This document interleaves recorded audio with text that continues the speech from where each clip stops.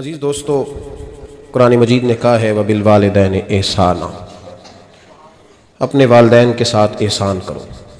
अल्लामा सैयद महमूद आलूसी रहमतुल्लाह अलैह साहिब तफसीर रूहुल मानी फरमाते हैं, आप फरमाते हैं अल्लाह करीम ने कहा वालिदैन के साथ एहसान करो।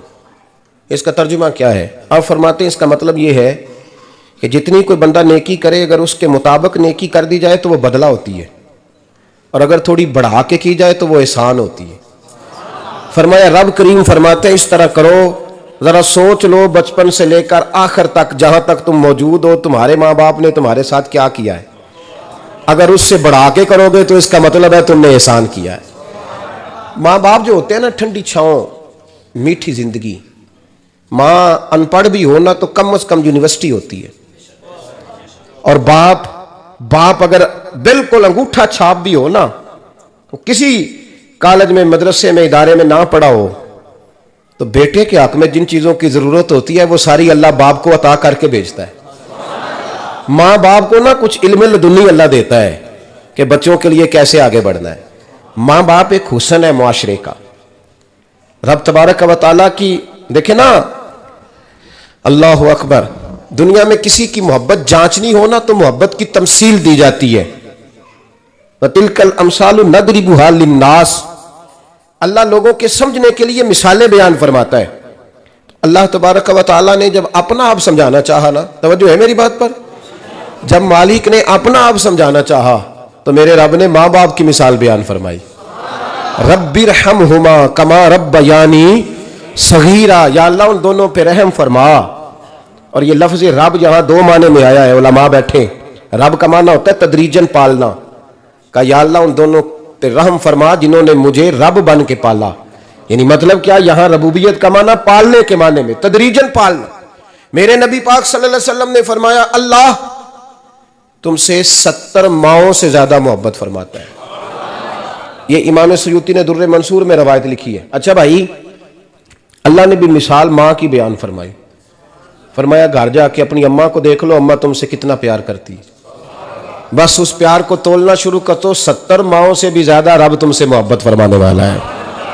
माँ के सीने में ना, देखिए ना, एक बच्ची होती है बीए, वो उसने कर लिया, उसकी अम्मा रोज कहती है बेटे सवेरे उठा कर। सास के पास जाएगी तो वो कहेगी कि इसकी अम्मा ने सवेरे उठना सिखाया ही नहीं, और बेटी कहती है अम्मा जो जावांगी वेखी जाएगी। अच्छा, उसकी शादी हो गई, उसकी सास ने आहिस्ता आहिस्ता शिकवे शुरू कर दिए, खामन से कहने लगी तू इसको उठाता ही नहीं सवेरे। वो भी कहता है कमरे में जाके अम्मा शिकवा करती है तो उठती नहीं। और बच्ची लाडली थी, वो नहीं थी उठती टाइम पे। जिंदगी के 22 साल 23 साल वो सवेरे नहीं उठी, वक्त पे नहीं उठी, मिसाल दे रहा हूं। फिर उसी बेटी को अल्लाह ने एक बेटा अता कर दिया। सुबह 100 आवाज उसकी अम्मा देती थी पर उसकी आंख नहीं खुलती थी, लेकिन उसी बेटी का बेटा सहरी के वक्त हल्का सा रोता है। सारी दुनिया सोई है पर अम्मा उसकी फटाफट जागती है, फटाफट जागती है। एक आदमी था तो उसकी बीवी इंतकाल कर गई और उसने तलाक दे दी। 10-11 साल का उसका बेटा था, उसने दूसरी शादी कर ली। एक दिन अपने बेटे से कहने लगा बेटे वो सगी अम्मा ठीक थी या ये वाली ठीक है? तो बेटा कहने लगा अब्बा जी ये ठीक है, वो सगी अम्मी झूठ बड़े बोलती थी, सगी अम्मी झूठ बड़े बोलती थी, झूठी थी, ये सच्ची है। उसने कहा बेवकूफ तेरी माँ झूठी थी। उसने कहा अब्बा बड़ी। क्या किस तरह? कहने लगा अब्बा जी मैं ना, कभी आपको पता मैं शरारती हूँ, कभी मैं शरारत करता था ना, कोई बर्तन तोड़ देता था तो मेरी सगी अम्मा मुझे थप्पड़ मार के बाहर निकालती थी। कहती थी मैं ताला लगाऊंगी बावर्ची खाने को, तुझे सारी रात रोटी नहीं देनी, तू आज भूखा ही रहेगा। बिल्कुल नहीं देना, सारी रात नहीं देना। बड़े दावे करती थी, कसमें उठाती थी, पर बड़ी झूठी थी। आधा घंटा भी नहीं गुजरता था तो गलियों में मुझे ढूंढने लग जाती थी, ढूंढ के लाती थी, ढूंढ के, और ला के ना तो गलती मेरी होती थी, रोना मेरी अम्मा शुरू कर देती थी, वे और मैनू ना सताया कर वे पुत्रा। फिर मेरी मर्जी का खाना मुझे पका के देती थी, मेरी मर्जी का। और फिर मेरी अम्मा मुझे तोहफा भी देती थी। अब्बा जी वो झूठी थी, पहले कह रही थी सारी रात नहीं देना, अब आधा घंटा। ये बड़ी सच्ची है जवाब आई है। मैं शरारत करता हूं तो थप्पड़ मार के निकाल देती है, कहती है रोटी नहीं देनी। फिर मैं सारी रात रो के गुजारता हूं पर नहीं देती। ये सच्ची है, वो झूठी थी। तू माँ के दर्द को क्या समझे। बच्चे तो कहते हैं अम्मा ने हमें कैद कर दिया, अम्मा कहती है मेरी मर्जी से खाओ, और तुझे नहीं पता उसने कैद नहीं किया, वो तुमसे प्यार बड़ा सच्चा करती, और बड़ा सच्चा प्यार करती है तेरे साथ, बड़ा सच्चा। बेटा बर्गर खा के आ जाता है, अम्मा कहती है रोटी खा ले, कहता नहीं आपने बैंगन पकाए हुए हैं मैंने नहीं खाने। तो अम्मा मिन्नतें करती है, कहती है चल तू 10 की खाना है, तेनू सेवियां ना बना दिया, फटाफट दाल पक जाएगी, क्या खाएगा। वो अब्बा जी मेरी तरह करीब से कहते हैं छड़ पर भूख लगेगी तो आप ही खा लेगा, लेकिन अम्मा कहती है इसने रोटी ना खाई तो मुझे नींद नहीं आएगी।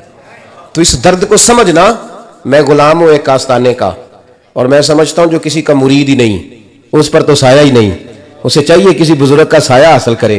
लेकिन भाई ये बात भी बड़ी सच्ची है कि मेरे जैसे पीर के हाथ में 5000 रुपया नजराना दो ना, पीर साहब दुआ करना, तो पीर साहब ने दुआ पक्की याद की हुई है सबके लिए, रट्टी रटाई, अल्लाह खैर करे अल्लाह भला करे, और सबके लिए रट्टा लगाया हुआ है। और अम्मा को बेटा वैसे ही कह जाए, वैसे ही अम्मा मैं इंटरव्यू देने जा रहा हूं, जरा दुआ करना, वो बीबियां मंगा के दुआए तंजीना पढ़ाना शुरू कर देती है, और सारी सारी रात मुसल्ले पे बैठी। इस दर्द को समझना।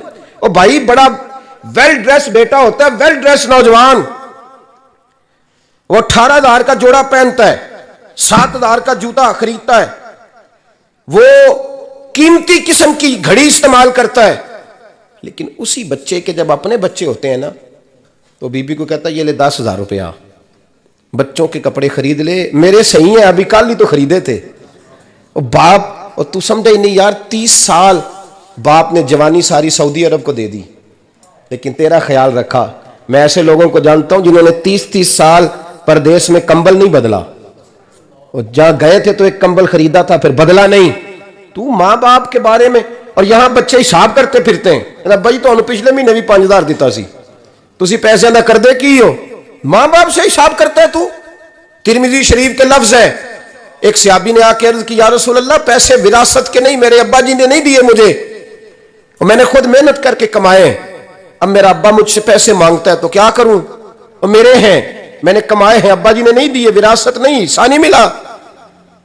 हुजूर मेरा अब्बा मांगता है तो मेरे लिए हुक्म क्या है। तो नबी पाक ने फरमाया क्या कहा तुमने, पैसे तेरे हैं। कहा हुजूर हाँ। तो फरमाया अब्बा किसका है। कहा या रसूलल्लाह मेरा। तो फरमाया अगर तू अपने वालिद का है तो तेरी हर शय तेरे वालिद की है, तू भी तेरे वालिद का है तो तेरा माल भी तेरे। मां और बाप ये तो हुस्न है जिंदगी का, ये तो वकार है इंसान का। जब तक मां बाप का हाथ पकड़ के चलोगे ना, रास्ते सीधे रहेंगे, और जिस दिन उंगली छोड़ के सड़क पे निकलना पड़ा ना, सर चकराने लगेगा। याद रखना ये बड़ा मुश्किल काम होता है। लोगों का तो रुख ही उस दिन वाज़े होता है जिस दिन आदमी साये से महरूम होता है। अम्मा तो कमरे में पड़ी हो ना, औरंगजेब आलमगीर की मां फौत हो गई, 350 कमरा था महल का, और अम्मा 12 साल टांगों से माजूर रही औरंगजेब आलमगीर की। अम्मा 12 साल कमरे से निकल नहीं सकी, साथ ही वाशरूम था या जो भी उस दौर में तरीका था। औरंगजेब जब महल में आते थे तो फिर भी सीधे अम्मा के पास जाते थे, और जब वापस निकलते थे फिर भी अम्मा के साथ। औरंगजेब की मां का जनाजा उठा तो औरंगजेब ने रोना शुरू किया। फिर सालों बीत गए पर उसके आंसू खुश्क नहीं होते थे। एक शख्स ने कहा तेरी कोई अनोखी मर गई है, सारी दुनिया की मरती हैं। उसने कहा मैं बादशाह हूं, 24 घंटे लोगों का आना जाना है, बड़े दबदबे हैं, बड़े डेरेदारियां हैं, बड़ी भैंसें, बड़ी गायें, बड़े खाने वाले, बड़े लांगरी। मेरी माँ बूढ़ी थी, एक कोने में पड़ी रहती थी, पर जब से वो गई है ये मुझे महल नहीं लगता, मुझे कब्रिस्तान लगता है। मुझे लगता है ये कब्रिस्तान है। माँ और बाप तो तेरी नेमत है भाई। हम गुजरता है अम्मा के दरवाजे के आगे से, अम्मा के दरवाजे के आगे बेटा अमरूद लेके आया है 6 किलो। तवज्जो है मेरी बात पर, इधर देखें जी, छोड़े थोड़ी देर हमारी सुने। वो अमरूद लेके आया 5-6 किलो, तो अम्मा के दरवाजे के करीब से गुजर गया रात को। तो कमाई खाने का टाइम आया ना, तो गुजर गया। तो वो वजीर आजम से डरता है ना, तो जाके बीबी से कहता है बीबी के हकूक देना भी रसूलुल्लाह की सुन्नत है। लेकिन ये क्या बात हुई, तूने बीवी और मां का मुकाबला शुरू करा दिया। समझ तो सही, ये तेरे लिए काबे की जगह है और तू बीवी के लिए काबे की जगह है। उसे भी समझना चाहिए, गौर करना चाहिए। 5 किलो अमरूद लेके तो मां के कमरे के करीब से गुजर गया है। बीबी को जाके कहता है चल आधा किलो अम्मा को भी दे आ, उसके कौन से दांत हैं। तो प्लेट में डाल के वो लाई है, तू समझा ही नहीं, तूने गौर ही नहीं किया, बंदा तो वो ठीक नहीं था नेपोलियन। पर किसी ने उससे पूछा था, बता जिंदगी में पैसे लेने का मजा कब आया? उसने कहा कि मुझे मजा तब आता था कि मैं अपनी सारी कमाई ला के अपनी अम्मा के हाथ पे रखता था, और फिर जब मैं अपनी माँ से थोड़ा थोड़ा खर्चा लेता था ना, थोड़ा थोड़ा, तवज्जो है मेरी बात पे? अम्मा जी 10 रुपए दे आज, कि तो जब मैं थोड़ा थोड़ा खर्चा लेता था ना, तो मुझे यूं लगता था जैसे मैं बादशाह वक्त के सामने खड़ा हूं और वो खजाने का मुंह खोल खोल के मुझे देता जा रहा है। तू इस जायके को समझ तो सही भाई, तू इसको समझ तो सही।